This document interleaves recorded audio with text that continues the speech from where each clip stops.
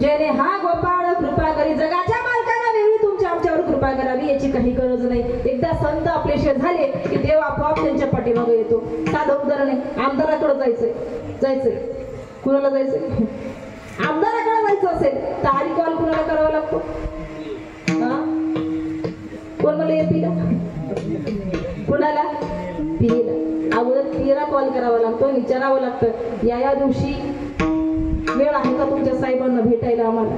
साधा आमदार असेल तर त्याला पीएला भेटावं लागतं. मग तसंच आहे, देवाकडे जायचं असेल ना तर संतांची भेट अगोदर घ्यावी लागते. हरी प्राप्तीची उपाय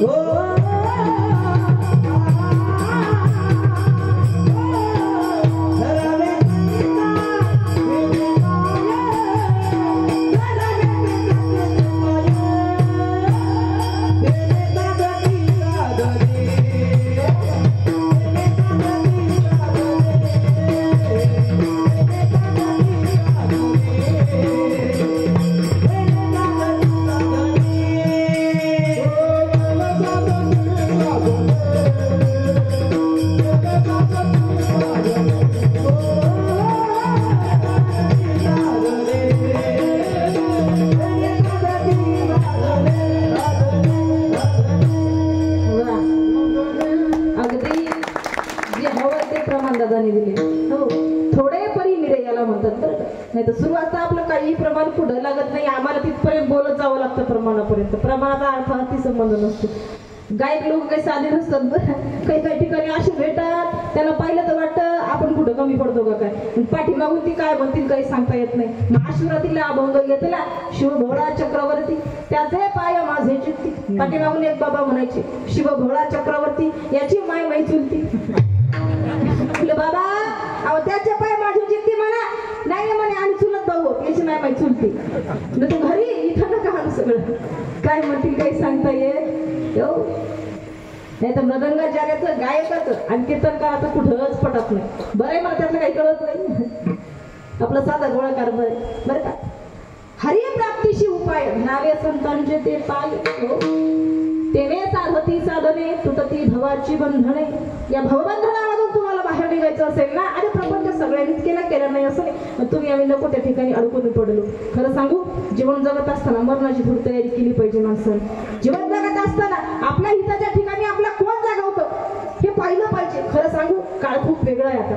10 वर्षाखाली जे काळ होता तो आता नाही, आणि आता जे आहे ते 10 वर्षानंतर राहणार नाही. 10-15 आमच्या लहानपणी काळ वेगळा होता. तुम्हाला तुमच्याकडे असेल नसेल पण आमच्याकडे पाणी थोडस एकरभर दूर जाऊन विहिरीचं शेंदून आणावं लागायचं. बरोबर आहे मावशी, तुम्ही बोलता का नाही? पाणी शेंदून आणावं लागायचं, पवऱ्या घेऊन जायचं. कळतं पवऱ्या? हा भाषा आहे तुमची फार वेगळीच. हा ते पवऱ्या घेऊन जायचं, भांड त्या विहिरीच्या काट्यावरती ठेवायचं आणि एक एक पवऱ्या करायचं, भांड भरायचं. मग ती चुंबळ करायची, भांड डोक्यावरती ठेवायचं आणि घरी आणून आपल्या माठामध्ये आपल्या रांजणामध्ये काय असेल ते हौदामध्ये टाकायचं. असं एक भांड आणायला लागायचं. नंतर सुविधा बदलल्या, गावामध्ये पाणी झालं, गावामधल्या विहिरीला पाणी यायचं, मग तिथून शेजून आणायचं. त्याहून नंतर अजून सेवा म्हणजे अलीकडे आली लोक, तिथून अजून थोडा बदल झाला. मग प्रत्येक गल्लीमध्ये कोणत्यावर टाक्या झाल्या, मग त्या टाक्याला नळ कॉक फिरवला, भांडं भरलं आपल्या हौदामध्ये आपल्या रांजणामध्ये. त्याहूनही अजून सेवा वाढली, नळ प्रत्येकाच्या दारासमोर आला, मग पाणी भांडं भरून घ्यायचं आणि नेऊन टाकायचं. त्याहून अजून एक सुविधा वाढली, तिथून नळ लावायचा आणि डायरेक्ट माठामध्ये. पूर्वी तर नवऱ्याने पाणी मागितलं बाई ग्लास भरून पाणी द्यायची, पण आता शक्यता अशी आहे नवऱ्याने जर पाणी मागितलं आणि नळ जर चालू असला बाई नळी धरते पी किती टेन्शन घ्यायचं. काय माणसाला बदलला. खरं सांगू, पूर्वी किती चॅनल होते सांगा मला टीव्ही मध्ये? चॅनल किती होते? एक कोणतं? दूरदर्शन. हा ते पण थोडा वेळ चालायचं आणि थोडा वेळ बंद व्हायचं. मला आजही आठवतं आमचे मामा आहेत आमच्याकडे. आता मामाकडे म्हणजे आता पाटील गावचे काही टेन्शनच नाही पाहायचं. वैजापूर पाटीला घर मोठं, मस्त आपली बैठकीमध्ये सगळ्या गल्लीच्या बायका यायच्या. आम्हाला आजही आठवतं बरं का. आणि ती उघडायची बंद करायची टीव्ही होती आमच्या मामाकडे, ब्लॅक अँड व्हाईट. ते पण कधी थोडे काळ चालायची थोडे काळ चालायची नाही. ते चित्र कधी यायचं कधी मुंग्या यायच्या. कुठं नांदेडच्या दिशेने, तेव्हा नांदेडच होतं मुख्य. नांदेडच्या दिशेने फिरवायचं आणि खाली विचारायचं आलं का चित्र, आलं का चित्र, मग खालून आपण म्हणायचं याल्या याल्या मुंग्या तो फिरवायचं. पण तेव्हा येणारं चित्र अहो सह्याद्रीचा जे म्हणजे मराठी चित्रपट जो होता 4 वाजताचा 8 दिवसांना आधी दाखवायची ती लोक. 8 दिवसांना आमची आजी पान खाऊ खाऊ परेशान, टीचर कधी येतो कधी येतो, आणि सगळ्या बायका मिळून मस्त बघायच्या. पण तेव्हा येणारं चित्र आनंद देत होतं. आज प्रत्येकाच्या हातात मोबाईल आहे, पण माणूस माणसाला बोलायला तयार नाही. दुःख जरी झालं, मरणाच्या ठिकाणी जरी गेला माणूस, तरी आपण फोटो कोणाची घेतो याचं सुद्धा भान राहिलं. प्रेताचे फोटो घेतात लोक, जवळ जाऊन सेल्फी घेतात. एखादा माणूस अपघातात पडला, त्याला उचलून हॉस्पिटलला न्यावं, पाणी पाजवा हा प्रयत्न कोणी करत नाही. पण त्याला न उचलता आपला मोबाईल करायचा, सेल्फी घ्यायची आणि उद्या स्टेटसला ठेवायचं. आज जेव्हा शेवटचे श्वास मोजत होता तेव्हा मी तिथं उपस्थित होतो. काय पुरुषार्थ साधला? काही जेवणात आलाय ना तर थोडंसं हिताचाही तुम्ही आम्ही विचार केला पाहिजे. तुकोबराय म्हणतात संत जीवन इतकं पवित्र आहे की आम्ही जवळून अनुभवलंय. खरं म्हणजे संत तुमचं आमचं हित करू शकतात किंवा तुमचे आमचे आई वडील हित करू शकतात. हे कुणाचे हित वा हे माऊलीचे चित्त, इथं दुसरा कुणीही तुमच्या आमच्या हिताच्या ठिकाणी जागवणार नाही. प्रत्येक जण स्वार्थासाठी बनलेला आहे. त्यामुळं तुकोबरायला प्रश्न विचारला साधकांनी का हो अध्यात्माची वाट सोपी नाही, खडतर आहे. अध्यात्माच्या वाटेवरती लाखोते चालती, परी ती ब्रह्मप्राप्ती गिरयासीच. एखाद्यालाच ती ब्रह्मप्राप्ती होते, तुम्हाला ती साधता येईल का? आणि तुम्ही या प्रवासामध्ये थकलात, शिनलात, भागलात तर तुमचं कसं होणार? तुम्हाला संत सोडून देणार नाही. तुकोबराय म्हणतात संतांचं जीवन आम्ही जवळून पाहिलंय. संत असं अजिबात करणार नाहीत. ज्या संतांनी आमचा हात हातात धरला ना ते आम्हाला पहिलं तिरेला घेऊन जातील. तुकोबराय म्हणतात आम्ही जर भागलो, शिनलो, थकलो, भागलो तर आम्हाला कडेवर खांद्यावरती घेतात आणि पहिलं तिरेला लावतात अभंगाचं 3रं चरण. भागली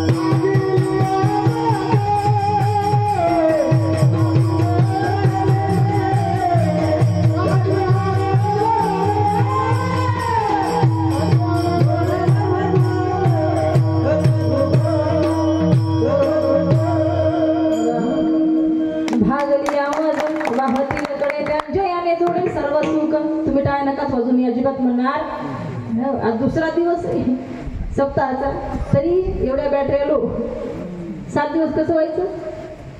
काय आवाज आहे महाराज. खरं सांगू, लोक सहज मोठे नाही होत. एका वाक्यात सांगू का, लोक म्हणतात ही लोक मोठी झाली.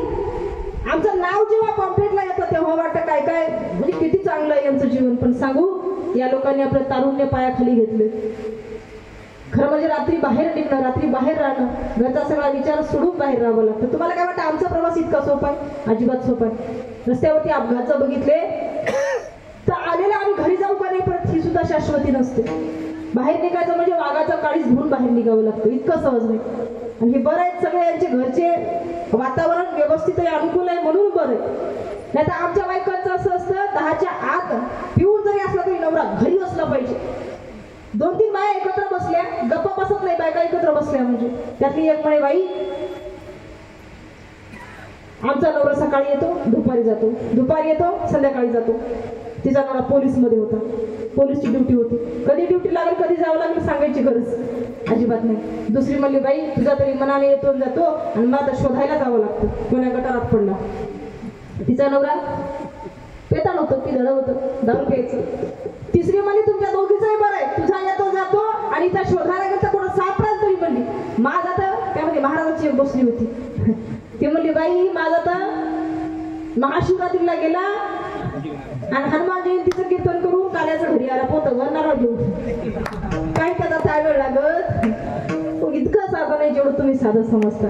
खरं सांगू, नशिबानं या गोष्टी भेटत असतात. भेटली प्रामाणिक सेवा माऊलीची करायला, यातच फार मोठा म्हणजे कुणाशी आपली स्पर्धा कधीच करायची नाही. आपलं जीवन जे आहे त्यातच आनंद मानायचं. किती आनंदी राहायचं, किती आनंदी राहायचं, एवढं आनंदी राहायचं की पुढच्याला आपल्याकडे बघून प्रश्न पडला पाहिजे. याच्या आनंदाचं नेमकं गुह्य, नेमकं रहस्य काय. म्हणून म्हणतात ना, जिजवूनी स्वतः चंदनाने दुसऱ्या समदुगंध द्यावा, पाव्यातला सूर जैसा ओठातून ओघळावा.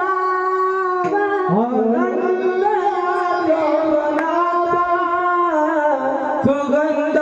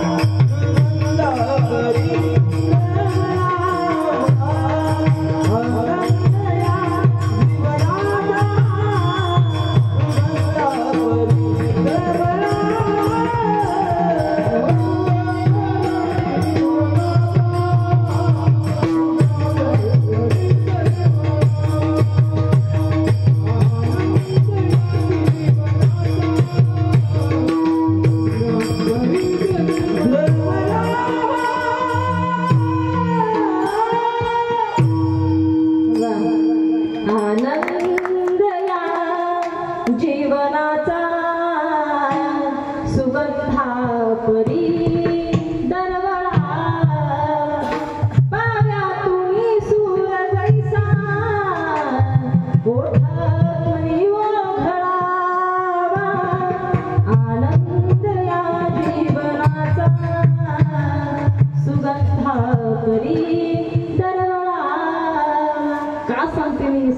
जीवनात कितीही कष्ट असू द्या, जीवनात कितीही संघर्ष असू द्या, ज्याच्या जीवनामध्ये संघर्ष आहे खरं म्हणजे तोच योग्य मार्गावरती आहे म्हणून समजलं पाहिजे. करतात लोक, विरोध करू द्या, आम्हाला करत नाहीत का. सर्व म्हणतात तंबाखू सोडत. आज कुठं आहे खेळ तुमचा? खेळ सेवा नाही, कीर्तन नाही, काही काय म्हणतील लोक, लोकांचा विचार करायचा नाही. तुका म्हणे हासे जन आणि नाही कान तय ठाई, हे कान तिकडं द्यायचं. सगळं काही आपल्यासाठी देवानं 84 लक्ष योनीमधून या योनीत मातीचा जन्म तुम्हा आम्हाला दिलेला आहे, फक्त इथं आलो कशासाठी याची जाणीव ठेवावी. तुकोबाराय म्हणतात संतांनी जे सगळं उचिष्ट ठेवलेलं आहे ते सेवण्याशिवाय राहणार नाही, ते वचन कधीच मोडणार नाही. अभंगाचा शेवट.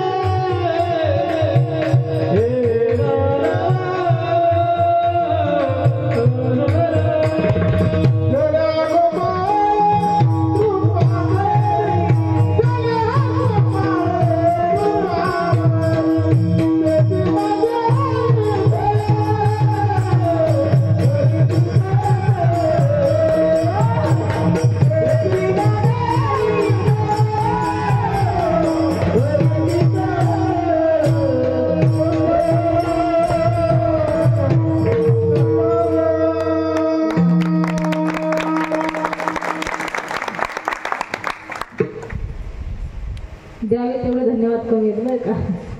भैरवीमध्ये किती काय काय म्हणलं समजलं का तुम्हाला? मला नाही समजलं. फक्त टाळ्या तरी मोठे वाजले पाहिजे बरं का. मोठं गोडे महाराज, त्या हरकती, त्या गायनाची जी उंची असते, जे शेवटचं टोक असतं तिथपर्यंत जाऊन परत येणं इतकं सोपं नाही.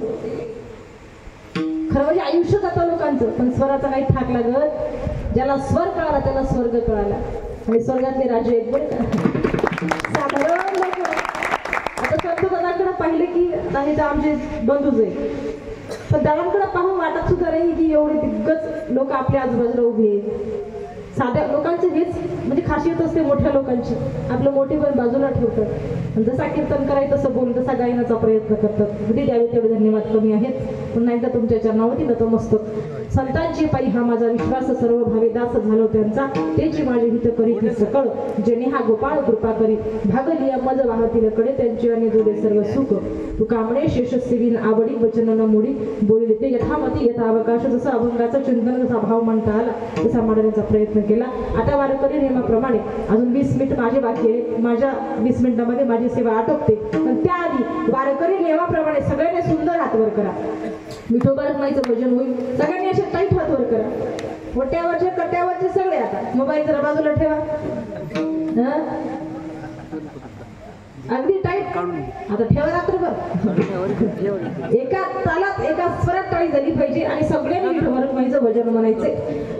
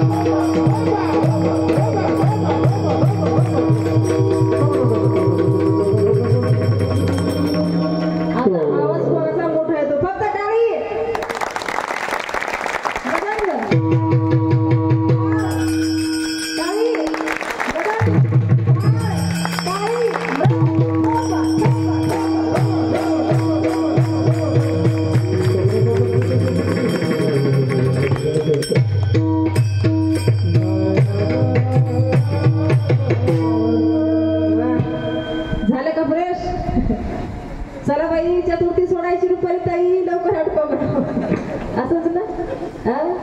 नाही ना? अजून अर्धा तास चालू देऊ का मग? हो म्हणतात आमच्या बायका पाठीमागे नाही. बरं तुम्ही त्यांना हसू नका, त्या तुमच्यापेक्षा पुढची आहे. आता बघा माझ्या पाठीमागे कसं म्हणतात. म्हणता का? नाही म्हणा. सुंदर माझे जाते ग फिरते बहुतुके. बाबा हो व्यागाभू कौतुके तू ये रे बा विठ्ठला. बाबा तू ये रे बा विठ्ठला, तू ये रे बा विठ्ठला, तू ये रे बा विठ्ठला, तू ये रे बा विठ्ठला. वा वा, वाजवा टाळी.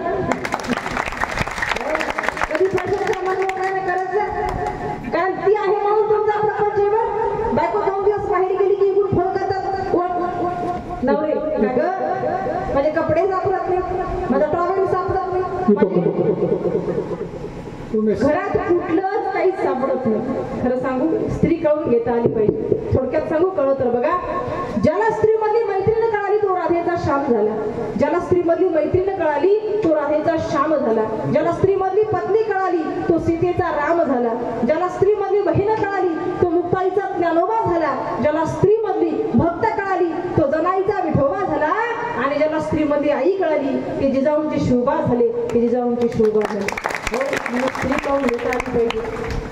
खरं म्हणजे महाराष्ट्राच्या माणसाला 4 लोकांची नावं पाठ असली पाहिजे.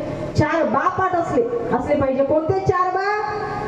पहिलं विठोबा, दुसरं ज्ञानोबा, तिसरं तुकोबा आणि चौथं नाव शिवबा. हे 4 नावं ज्यांना माहीत नाही समजायचं हा तो महाराष्ट्राचा नाही, पाकिस्तानला आणला गेलेला आहे.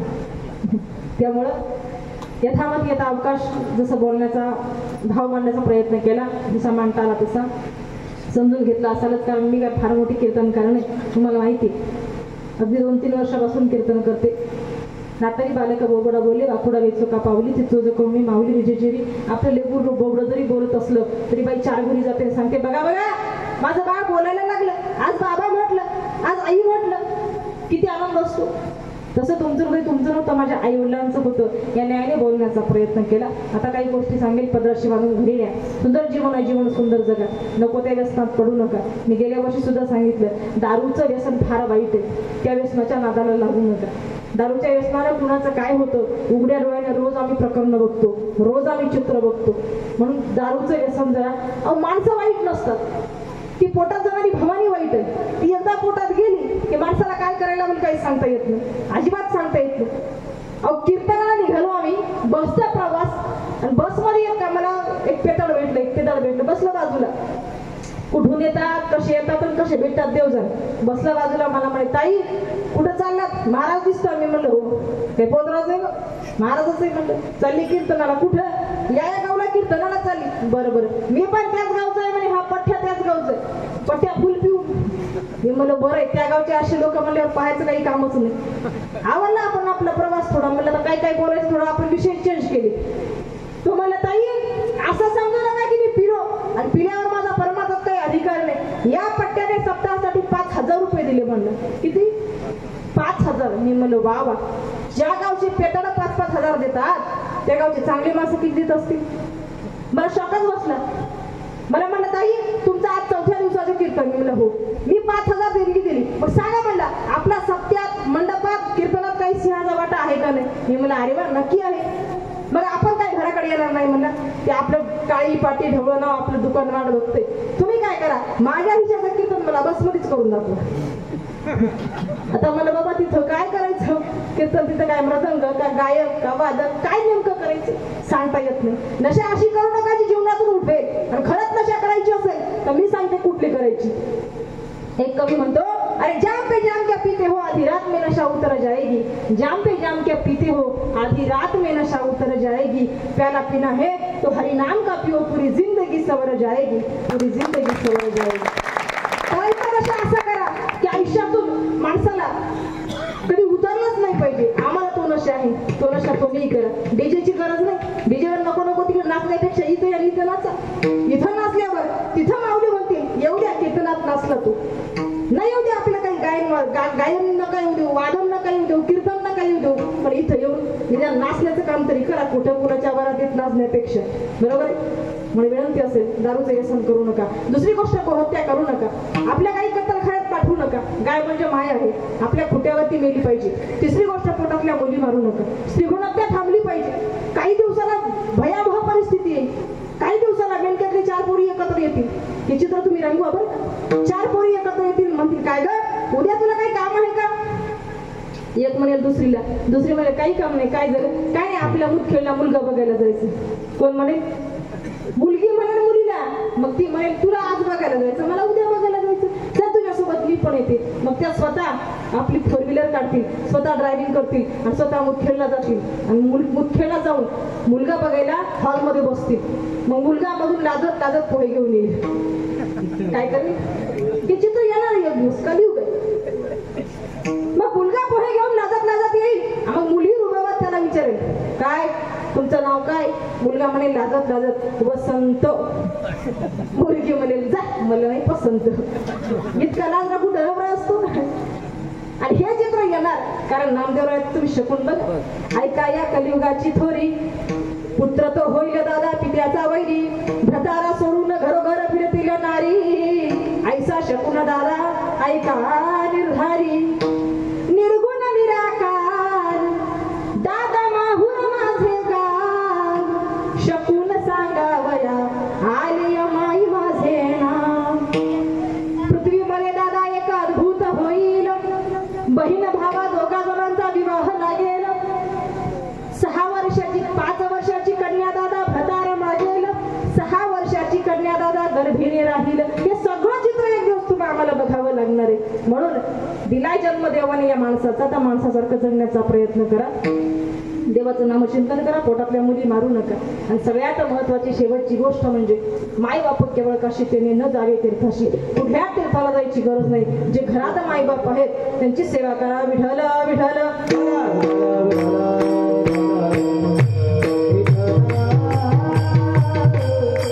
घरामध्ये आई वडील आहेत आपल्या, सेवा करत नाही आपण. मी प्रत्येक ठिकाणी सांगते, शेवटचे 5 मिनिटं तुम्हाला बोर जरी झालं तरी सांगणं काळाची गरज आहे. बापाने तुमच्या आमच्यासाठी काय केलं सांगायची गरज नाही.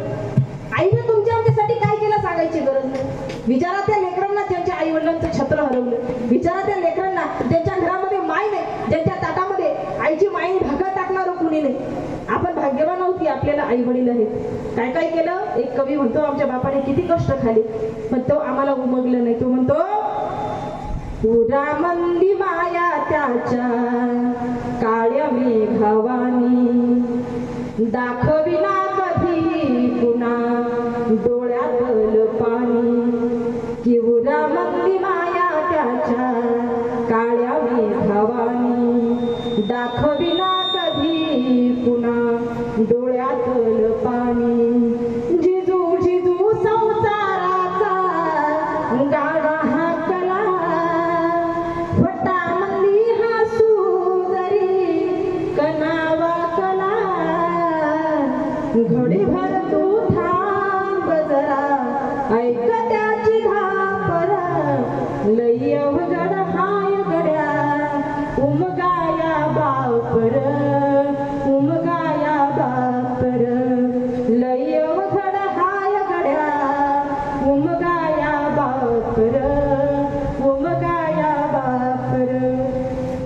आई वडील कधीच कुणाला समजत नाही, म्हणून म्हणावं लागतं आई वडील माझे थोर, काय सांगू त्यांचे उपकार. आई वडील माझे थोर, काय सांगू त्यांचे उपकार.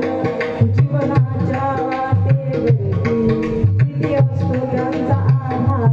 आई माझी मायेचा सागर, दिला तिने जीवनाकार. आई माझी मायेचा सागर, दिला तिने जीवनाकार. आई म्हणजे आई असते आणि वडील म्हणजे वडील असतात. सगळं काही जगात मिळतं या, पण आई वडील परत. आई तुझ्या मूर्ती मागे या जगात मूर्ती नाही. आई तुझ्या मूर्ती मागे या जगात मूर्ती नाही. अनमोल जन्म दिला नाही, उपकार फिरणार नाही. अनमोल जन्म दिला नाही, उपकार फिरणार नाही. आई तुझ्या मूर्ती मागे या जगात मूर्ती नाही. आई तुझ्या मूर्ती मागे या जगात मूर्ती नाही.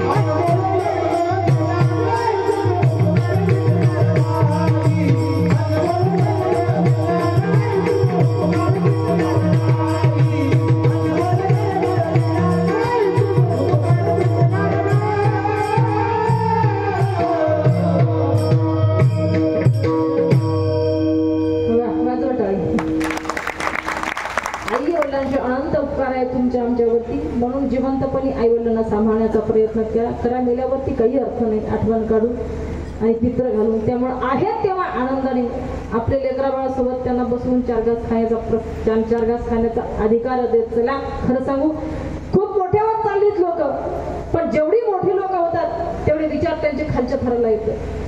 आज शिकलेली सून घरात आली की सून म्हणते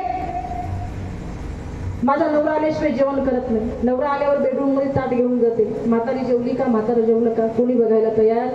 काय अपेक्षा असते का म्हाताऱ्या आईची, म्हाताऱ्या वडिलांची काही अपेक्षा नसते. अरे दुष्काळाचा काळ पासून तुमच्या आमच्यासाठी हे सगळं ठेवलेलं आहे त्यांनी. त्यामुळे त्यांना दुःखाचे दिवस दाखवू नका. नाही जायची गरज पंढरपूरला. आणि ते पंढरीचा राणा 28 युगापासून कट्यावर कर देऊन तुमच्या आमच्यासाठी उभा आहे ना, तो सुद्धा भक्ताची भक्ती पाहून तिथं स्थिरावलेला आहे. म्हणावं लागतं, तो भक्त पुंडलिका होता पापी आणि दृष्ट, माय बापाची केली सेवा, सारे पाप झाले नष्ट. भक्त पावन भक्ताला, भक्त पावन भक्ताला,